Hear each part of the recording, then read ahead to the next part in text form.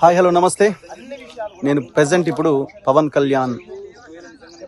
కళ్యాణ్ కబ్జా చేసిన చెరువు ప్రాంతంలో ఉన్న ఇదే సైట్ సర్వే నెంబర్ 706.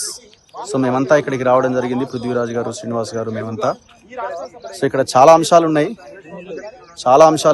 ఇక్కడ చూడండి. 44 డిగ్రీల టెంపరేచర్ ఇప్పుడు హైదరాబాద్లో ఉన్న ఇంకా చెరువులో నీళ్లు కనబడుతున్నాయి. మీరు చూడండి, ఇక్కడ పెద్ద కట్ట ఉన్నది, కట్ట మీద కట్టమైసమ్మ టెంపుల్ కూడా ఉన్నది చిన్నది. సో ఆ కట్టను కూడా దాదాపు క్లోజ్ చేశారు అవతల వాళ్ళు. మరి వాళ్ళు మొత్తానికైతే వీళ్ళ 10 ఎకరాలకు వీళ్ళు ఫెన్సింగ్ వేసుకున్నామని చెప్తున్నారు. టోటల్ ఫెన్సింగ్ వేసి పడేసినారు. ఇప్పుడు ఇక్కడ కనిపిస్తున్న ఈ ఫెన్సింగ్ దాని అవతల ఇంకొక 30 మీటర్ల వరకు చెరువే, ఏది హెచ్ఎండి లేక్స్ లో ఉన్న మ్యాప్స్ ప్రకారంగా. కానీ వీళ్ళు మధ్యలోకి వీళ్ళ 10 ఎకరాలకు వీళ్ళు కట్ చేసి ఫెన్సింగ్ వేసుకొని దీన్ని ఇటు పార్ట్ కింద డివైడ్ చేశారు. ఎంత ఓపెన్ కబ్జా చూడండి.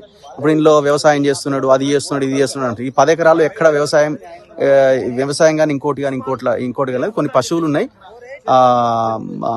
కొన్ని ఆవులు అక్కడ కనబడుతున్నాయి. మరి ఆయనవో కావో తెలీదు.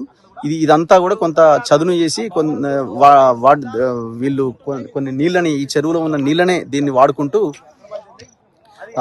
ఈ ప్లేస్ ని ఇట్లా ఉంచినట్టు కనబడుతున్నది మనకి. అంటే చాలా క్లియర్ గా ఇది రాబోయే రోజుల్లో దీన్ని మరి ఏం చేయబోతున్నారో ఏమో తెలియదు. కానీ క్లియర్ గా 10 ఎకరాలకైతే మంచిగా ఫెన్సింగ్ చేసుకొని చాలా ప్రశాంతంగా వీళ్ళ ఆధీనంలో పెట్టుకున్నారు.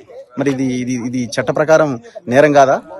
ఇంత ఓపెన్ గా ఇంత చెరువు కనబడుతున్నది, మిగతా ప్రాంతం అంతా చెరువు ఉన్నట్టు. ఈ చెట్లు చూడండి, ఎక్కడ ఉంటాయండి? ఈ చెట్లు చెరువులో ఉంటాయి కదా, మన గ్రామాల్లో చూస్తే. ఇది చూడండి, అక్కడ చూడండి, ఇవన్నీ ఎక్కడ ఉంటాయి? ఇవి చెరువులో ఉన్నది కాదా? వీళ్ళు సింపుల్ గా ఏమంటే ఇది పట్టా ల్యాండే, ప్రైవేట్ చెరువు, ఇంకోటి అని మాట్లాడుతున్నారు. హెచ్ఎండిఏ లేక్స్ లో ఇది 1600 లేక్ ఐడితో లేక్ ఉన్నది. సో ఇది ముఖ్యమంత్రి తక్షణమే, తెలంగాణ ముఖ్యమంత్రి రెస్పాండ్ కావాలి. తెలంగాణ ముఖ్యమంత్రి ఈ చెరువుని, ఈ జన్వాడ ప్రజలకి తక్షణమే దీన్ని కూడా పునరుద్ధరించాలి. మిగతా చెరువులు ఏదైతే చేస్తున్నామని చెప్తున్నారు కదా, సో దానిలాగానే ఈ చెరువును కూడా పునరుద్ధరించాల్సిన అవసరం ఉంది.